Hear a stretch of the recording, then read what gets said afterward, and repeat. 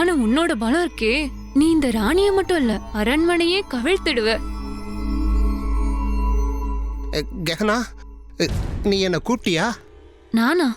ஆமா, அந்த பணிப்பெண் தான் வந்து சொன்னா கெஹனா கூப்பிடுறா, ஏதோ முக்கியமான வேலை இருக்கு வான்னு. நான் சொன்னேனா? ம்.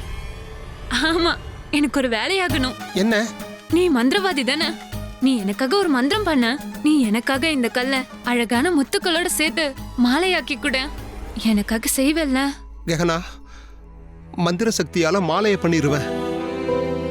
ஆனா என் தோழி சந்திரகாந்தாவுக்கு எந்த உதவியும் பண்ண முடியலையே. அப்புறம் நான் மந்திரவாதியா இருந்து என்ன பிரயோஜனம்? அக்கும் பக்கும் ஹக்கும். என்ன அதிசயம்! இந்தா.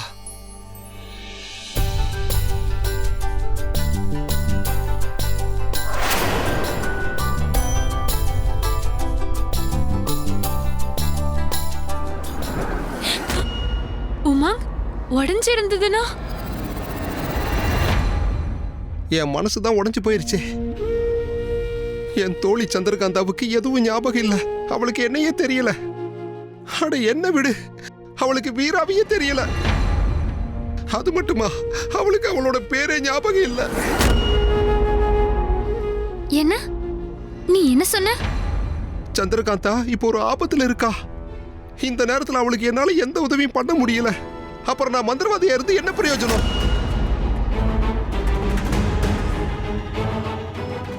நீ அழாத, அவ சீக்கிரமாவே குணமாயிடுவா. நான் தான் இருக்கேன்ல, என்னால என்ன பண்ண முடியுமோ அதை நான் பண்றேன்.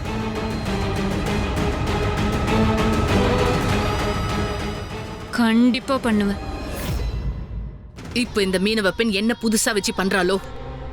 தினமும் ஒரு நாடகம், தினமும் ஒரு புது கதை. இப்ப அவ என்கிட்ட என்ன ஆட்டம் ஆடுறான்னு எனக்கு தெரியல. அமைதியாயிரா, அமைதியாரு. அம்மா, சந்திரகாந்தாவை என்ன பண்ணீங்க? அவ சுயநினைவு இல்லாம இருக்காமா? அவ எல்லாத்தையும் மறந்துட்டா. அவ பேரு என்னன்னு கூட அவளுக்கு ஞாபகம் இல்ல. அவளுக்கு எதுவும் ஞாபகம் இல்லையா? இல்ல நீ எல்லாத்தையும் மறந்துட்டியா? உன் குரலை உயர்த்தி பேசிக்கிட்டு இருக்கிறது உன் அம்மா கிட்ட. அத நீ மறந்துடாத. இல்ல, இப்ப நான் என் அம்மா கிட்ட இல்ல, இந்த நாட்டோட ராணி கிட்ட பேசுறேன். அவங்க இந்த நாட்டு இளவரசி, அதாவது என்னோட மனைவிக்கு காயத்தை ஏற்படுத்தியிருக்காங்க. இப்ப உங்க முன்னாடி நிக்கிறது உங்க பையன் இல்ல, சந்திரகாந்தாவோட புருஷன். புருஷனா? காதல் இல்லைன்னு சொன்ன? இருக்கு, காதல் இருக்கு. நீ என்கிட்ட என்ன சொன்ன?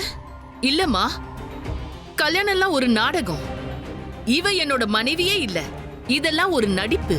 நீ நடிப்புன்னு சொன்னது உண்மைதான், ஆனா அவளை ஏமாத்த இல்ல, என்ன ஏமாத்த. நீங்க தான் ஏமாத்திட்டீங்க. எல்லாமே நாடகம். போயும் ஒரு சாதாரண பொண்ணுக்கு நீங்க என்னென்னமோ பேர் வச்சிட்டீங்க. மந்திரவாதி, சூழ்ச்சிக்காரி, மாயாவி. இது எல்லாம் நீங்களா சொன்னது. அவ ஒரு அப்பாவி, அவ குற்றம் செய்யாதவ. இதெல்லாம் அவ கண்ணை பார்த்தாலே தெரியுது.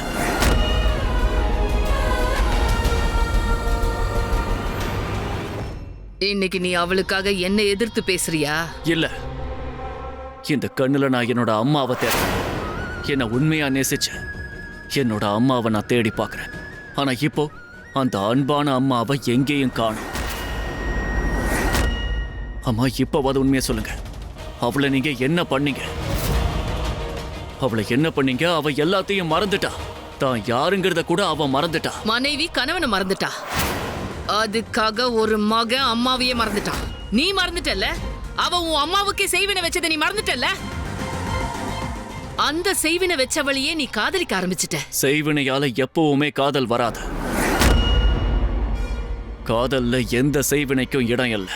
அவ உங்க மேல எந்த செய்வினையும் செய்யல. அவ நினைச்சிருந்தா உங்க மாய உரை எடுத்துக்கிட்டு ஓடி போயிருக்கலாம். ஆனா அவ திரும்ப வந்துட்டா. திரும்பவும் நீங்க அவளை சந்தேகப்பட்டீங்க. சந்தேகத்துக்கு மட்டும் மருந்தே இல்ல. உங்களுக்கு இருக்கோ இல்லையோ, எனக்கு சந்திரகாந்தா மேல நம்பிக்கை இருக்கு. வீரா, உன் அம்மாவையே எதிர்த்து பேசுறியா? இன்னைக்கு அவ உண்மையானவ, உன் அம்மா பொய்யானவள ஆயிட்டால. நீங்க தப்பானவங்க. சந்திரகாந்தாவோட கதையில நீங்க பண்ணது எல்லாமே தப்புதான். ஆரம்பத்திலிருந்தே தப்பு. நீங்க என்ன சொன்னீங்க? போ வீரா, வால் சின்னம் இருக்கிற பொண்ணை கூட்டிட்டு வானீங்க. நான் கூட்டிட்டு வந்தேன். ஆமா, உண்மைதான். அவ உடம்புல வால் சின்னம் இருக்கு. ஆனா அவ எந்த தப்பும் செய்யல. அவ யாருக்கும் எந்த தீங்கும் செய்யல. அவ இது வரைக்கும் யார் மனசையும் உடைச்சதில்ல, யாரையும் காயப்படுத்தினதில்ல. ஏமாத்திட்டா.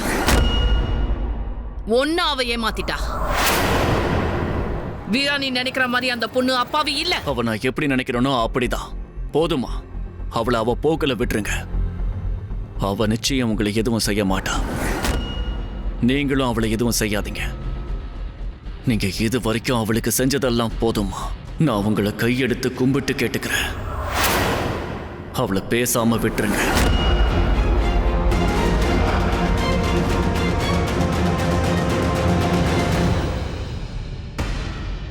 நீங்க யாரு? உண்மையிலே உன் நினைவெல்லாம் போயிடுச்சா? உங்களுக்கு என்ன தெரியுமா? சரி, நீங்க யாரு? இங்க பாரு, இங்க யாருமே இல்ல. சீக்கிரமா உண்மையை சொல்லிடு. என்ன உண்மை? அந்த உண்மையை தான் நானும் தேடுறேன். நான் யாரு? இப்ப புது பிரச்சனை ஆரம்பமாயிருச்சு. நீங்க யாரு? நான் உன்னோட என் மேல கை வைக்காதீங்க. முதல்ல நீங்க யாருன்னு சொல்லுங்க. இங்க பாரு, நான் உன்னை காயப்படுத்த வரல. நான் உன்னோட எதிரி இல்ல, உன்னோட தோழி. உன் நினைவு எப்படி போச்சுன்னு தெரிஞ்சுக்க வந்திருக்கேன். உங்களுக்கு தெரிஞ்சா சொல்லுங்க. எப்படி போச்சு? இது வரைக்கும் தெரியாது, ஆனா சீக்கிரமா தெரிஞ்சுப்பேன். உனக்கு அந்த கல்லு ஞாபகம் இருக்கா? சின்ன கல். என்ன கல்?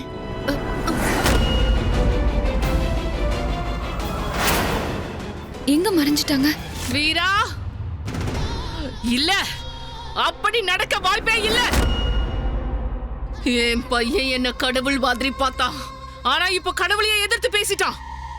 அவனுக்கு இவ்வளவு துணிச்சல் எப்படி வந்துச்சு? எப்படி வந்தது?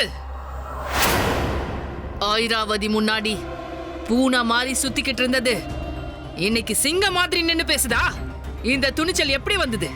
முதல் தடவையா என் கண்ணை பார்த்து வீரா பேசியிருக்கான். இவனை நான் என் பெத்த குழந்தையா நினைச்சு வளர்த்தேன்.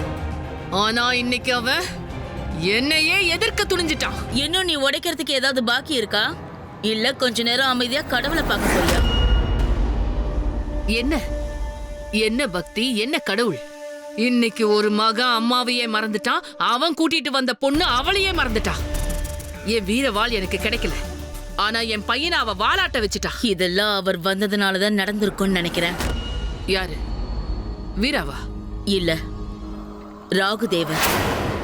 உண்மையிலேயே ராகுதேவர் வந்தப்போ எல்லா உண்மையையும் அந்த பொண்ணு சொல்லிடுவான் தான் நான் நினைச்சேன். ஆனா திடீர்னு ஒரே நிமிஷத்துல எல்லாமே மாறிடுச்சு. எதனால நடந்துச்சு? அந்த புயல் எல்லாத்தையுமே மாத்திடுச்சு. ஐரா, எனக்கு என்ன தோணுதுன்னா, ராகுதேவரோட சக்தி ரொம்ப பலமானது. சந்திரகாந்தாவால அதை தாங்கிக்கவே முடியல. அந்த சக்திகள் தான் அவளுடைய நினைவுகளை பறிச்சுடுச்சு. உண்மையிலேயே என் தோழி நீங்கன்னு உங்களை என்னவோ நினைச்சேன். ஆனா நீங்க என்னடானா எல்லாத்தையும் தலைகீழ ஆக்கிட்டீங்க. நீங்க பண்ண பூஜைனால என்ன கிடைச்சது? நான் சொல்றேன், நீங்க ராகுதேவனை வர வச்சது அந்த பொண்ணுக்காக. ஆனா உங்களுடைய ராகு காலம் என் பையனை இருட்டாக்கிடுச்சு. யாருக்காக? அந்த பொண்ணுக்காக. இனி நான் அந்த பொண்ணை விட மாட்டேன். அவளை கொன்னுடுவேன், கொன்னே போட்டுருவேன். ஐரா, கொஞ்சம் அமைதியா இரு. கோபங்கிறது ஒரு நெருப்பு, அது நம்மளையே எரிச்சு சாம்பலாக்கின்னு புரிஞ்சுக்கோ. என்னையா? என் பையன் என்ன பார்வையால எரிச்சிட்டான், ஆனா நீங்க என்ன அமைதியா இருக்க சொல்றீங்க? ஆமா, நீ இப்பவே என் கூட கோவிலுக்கு வா. நல்லது. இப்ப நான் கடவுளுக்கு முன்னாடி போய் கையெடுத்து கும்பிடணுமா? அமைதி காட்டுங்க கடவுளேன்னு. இனி கடவுளால மட்டும்தான் உனக்கு வழி காட்ட முடியும். ஐரா, வா வா. என்ன, சந்திரகாந்தாக்கு எதுவும் ஞாபகம் இல்லையா? ஆமா. ஆனா உமாங்க, அது எப்படி நடந்துச்சு? எப்படி நடந்துச்சுன்னு கேட்காத, யாரு பண்ணதுன்னு கேளு. உன்னோட கெட்ட ராணி. அவ அரக்கியோட மறுபிறப்புன்னு நினைக்கிறேன். எனக்கு வர்ற கோவத்துக்கு நான் அவளை கொன்னுருவேன். அப்படியே அவ வாயை திறந்து பேசுறதுக்கு முன்னாடி அங்கேயும் இங்கேயும் பாரு. யாராவது கேட்டா அவ்வளவுதான், அப்புறம் உன்னை கைது பண்ணி கொன்னுடுவாங்க. புரியுதா உனக்கு? அதெல்லாம் நான் பாத்துக்கிறேன். சந்திரகாந்தாவுக்கு திரும்பவும் நினைவு வர்றதுக்கு என்ன பண்ணலாங்கிறத சொல்லு. அது எனக்கு தெரியாது. ஆனா ஒண்ணு, இந்த வாய்ப்பை பயன்படுத்தி நம்ம வீராவையும் சந்திரகாந்தாவையும் ஒண்ணாக்கலாம். என்னது?